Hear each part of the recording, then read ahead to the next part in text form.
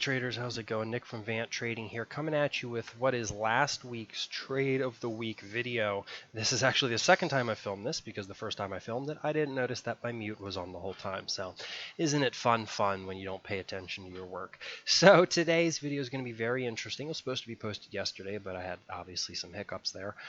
So this is going to be a very interesting video because this is a different type of video. It's going to be talking about watching a stock in relation to some value zones where you notice that people are either finding value in the stock or the market, and then where you're seeing that supply start to pile in as people find it to be overvalued.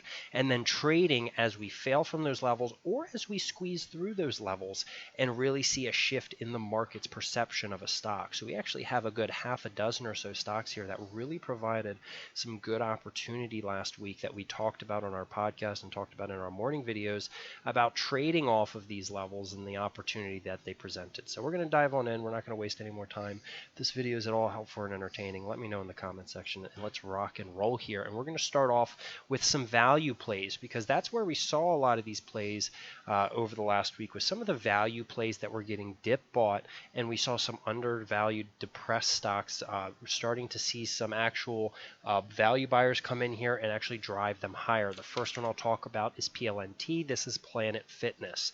So as you can see, respects the 200-day simple moving average fairly decently. We actually were holding above it up into June, and then we really got below and we just couldn't get above. We tested it in July into August, maybe a good half a dozen or so times, and could not get above the 200-day simple moving average. For those who don't know, this is a gym, so it's kind of a reopening play, and we got down here to this little double bottom. We did a little what we call look below, where it kind of stops out people who may be using a stop down here, and started squeezing.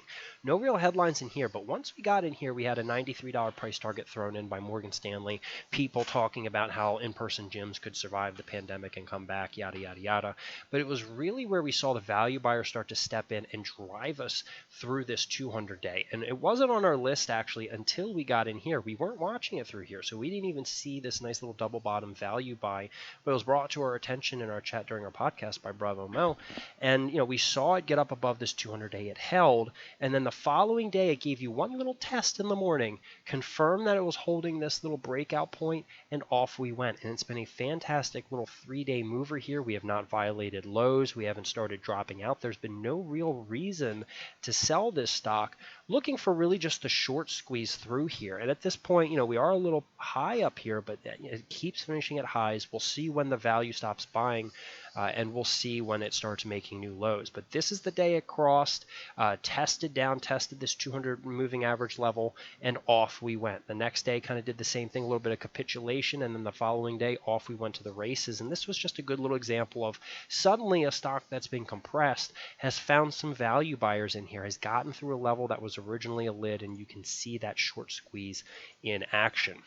Another example is going to be DraftKings, and this one was a little better in our opinion because, the 200 simple moving average just got started formulating at the beginning of the year since the IPO, got below in May, and really was stuck down there since then. Tested it once, got above briefly, but couldn't hold, tested it again in here, several times in here through August, and then we finally got above here at the beginning of the week, where we finally stepped up above that 200-day simple moving average. And that confirmation of getting above, gapping above, and then holding. We're going into the NFL season in America, which is going to be a big moment for DraftKings. They get a lot of sports betting through that. And so this is kind of the Super Bowl for DraftKings, if you will. If you look back at the last September, we really ran into that same kind of period a little later, but as the NFL season was starting. So we were looking for a similar kind of strength. We got through the 200-day, so at that point, this is at least we'd expect something like this where you continue to see that burst through. And in this case, it burst through and held, finished at the high of day, and continued that strength again.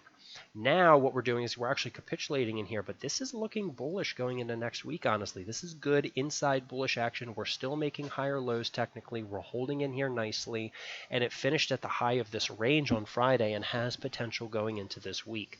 So looking at this, you have some levels to work off of, but really that squeeze where suddenly you were seeing a lot of sellers step in at this 200-day. Suddenly those sellers were gone, and they were covering their shorts, and the buyers were in control, and you got a nice little temporary squeeze. squeeze. Another example, and this is one that really wasn't off the 200-day, but was looking at a stock that's been just in a downward spiral for several months now, was MSGS, Madison Square. Failed off of the 200, has been failing the 20-day SMA for several months as well, kind of acting as a lid on the way down. Well, in here we had earnings, blowout earnings. We filled this gap from back in November, stepped above these descending highs, stepped above the 20, and off we went for a little short-term squeeze. We talked about this almost every morning during this period. And then right in here at the 50-day, which was a nice little lid on this stock, it respects it relatively well. We got above here. You had another secondary squeeze, and now we're above the 200-day, and frankly, I don't know when it's going to stop. We're getting a little hot on the RSI, so ideally I'd like to see this just kind of base in here, kind of like this action we saw earlier in the year, but this is some serious squeezing we saw in this stock. Some serious value buying suddenly kicked in as people were rotating into these undervalued stocks with good earnings. So this one held up here very nicely. And you had several different squeeze plays you could have played. A squeeze through descending highs, through the 20-day, through the 50, through the 200, whatever. We'll see what happens next. Now let me flip it on its head and show you some on the downside. Nordstrom. So JWM. This stock has been above the 200-day really and holding since November. Burst through, had a nice run going into the beginning of the year. Since then, we've kind of been capitulating here, and we tested off the 200-day several times from July and August and held relatively nicely. Not picture perfect, but value was found in the market in this stock in the 200-day, and we were actually poised to push back up to the higher end of this range. And then it had earnings, and it had disappointing earnings. And those disappointing earnings compared to a retail sector that's actually been giving good earnings, really good guidance, this stock in comparison just looked soft and it lagged. And so ultimately you saw it gap down below this value zone. And so all the people who've been finding value in here and were buying in front of earnings, expecting good blowout earnings and guidance like the rest of the sector, were now suddenly underwater and they had to get out. And you saw that selling pressure continue. The buyers were not showing up that day at all. It finished at the lows and continued the following day because it saw that weakness translate overnight. And we actually violated these November into December lows as well. So this is also another one on the list to see if that selling continues, if the value buyers step in. This is going to be an interesting level to trade off of. But this is a spot where we saw a lot of value buying stepping in that suddenly was eradicated due to a change in fundamentals. Dollar Tree is another great example, but this is one where we saw it above the 200-day for over a year. It really held nicely in here, held nicely in March when we dipped below, and then last earnings season in May actually caused it to move below the 200-day. This is a good example of that trade alone.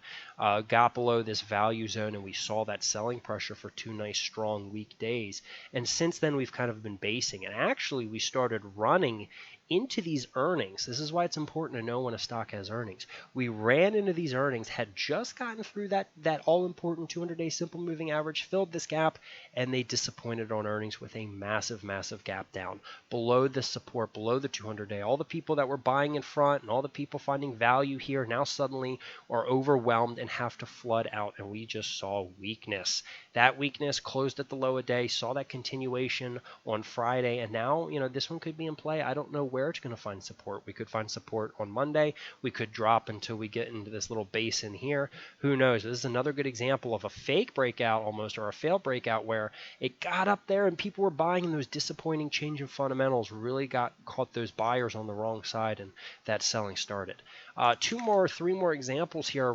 RCL. So this one has been putting in some nice ascending lows. The 200-day has been a relatively decent lid in here. We've been failing it. This is a reopening play that's been a little undervalued. Look what happened last time we were below. Really couldn't get above that 200-day simple moving average, and it looks like it needed a news event to send us above it. Well, this time we've actually squeezed above it. You could have played the squeeze through if you wanted on this day.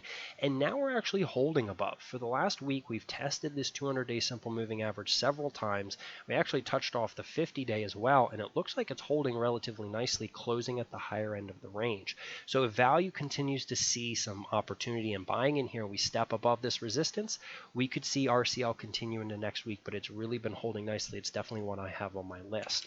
TCAT is another example of that, a stock that's finally gotten back up to its 200-day, has been having some trouble here for 3 days, has not been able to close above the 200-day simple moving average. And so if I zoom in here, this level right right about here is where the 200-day simple moving average is. So we couldn't hold above, couldn't quite hold above, and couldn't quite hold above. You can see it also is respecting that level in the intraday, which is interesting. But it's not dropping out. It's still making those higher lows technically, and we are holding. So this is one that's on my list going into this week as well. Has provided some trading opportunity last week off of it, but now we have a range and we have the 200-day, and we could see what side is going to win out here. Either the people who think it's overvalued here and think it's going to fall, or the people who think that the value is now surpassing the 200-day and think that we could short squeeze through. We'll have to see who wins, but there's going to be some good trading opportunities off of that going into next week. And then finally, one more. This is where we saw value finally step back in. Sava has been above the 200-day for some time now, since before it was a sub $3 stock and doing nothing, doing no volume. We've seen it run this year, has been really running. Well, last week it got some bad FDA news. We saw it finally dropping below the 50-day, which it saw some value buying off of, and we really saw the sellers just capitulate. And if you were short this and looking for where to buy, or you were looking for somewhere to dip buy this thing, once we opened at this 200-day, which also kind of coincided with this little bit of volume node in here, we actually finally saw the selling stop, at least for the moment. This could easily roll back over, but this is a good example of traders using that 200-day as a good little value zone here on where, okay, we've now had almost a 60% haircut. Maybe it's time to find some value in here and see what's happening and assess our positions. You could even use this theory with the markets itself. The SPY itself has been finding value around the 50-day SMA for the entirety of the year. This blue line here, we've been bouncing off this 50-day several times. Now, there is going to be a moment where the market, as it approaches the 50-day, decides that there is no longer value there and that it is going to continue to sell, whether that's a fundamental change, a technical change, whatever. We'll eventually get there. That trade won't work, and it's going to be very interesting to see that trading opportunity that arises. But this is a good example of identifying, using moving averages, using an indicator, using whatever, spots where the demand starts to pick back up, where the supply starts to pick back up, and people find a shift in value compared to where that market or that stock is trading. And you can make trades off of it, off of the bounce. You can make trades off of it where something changes and suddenly that value zone is no longer a value zone. There's a lot of ways you could trade off of these things, but the first step is identifying where supply kicks in, where demand steps up, and where people are finding it's worth selling or worth buying that stock or that market. So there was a lot of opportunity over the last 2 weeks in this play. There's going to continue to be opportunities, and it's definitely a good trading lesson in general in identifying market dynamics and supply and demand. So hopefully that was helpful. Hopefully you get a little bit of a better picture on the market and how it works, and I hope that this was helpful and informative. So I will see you next time. I appreciate you for tuning in, and as always, safe trading.